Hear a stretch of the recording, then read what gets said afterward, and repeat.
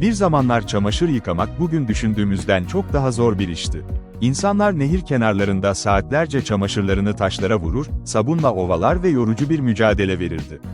1800'lü yıllarda bu zahmeti azaltmak için ilk mekanik çamaşır makineleri ortaya çıktı. Elle çevrilen bu makineler, çamaşırları döndürerek temizliyordu. Ardından elektrik devreye girdi ve 1900'lerin başında ilk elektrikli çamaşır makineleri üretildi. Fabrikalar bu makineleri seri üretmeye başlayınca, çamaşır yıkamak artık herkes için çok daha kolay hale geldi. Bugün ise modern çamaşır makineleri sayesinde, eskiden saatler süren bu iş sadece birkaç düğmeye basmak kadar basit. Kanala destek olmak için abone olmayı unutmayınız.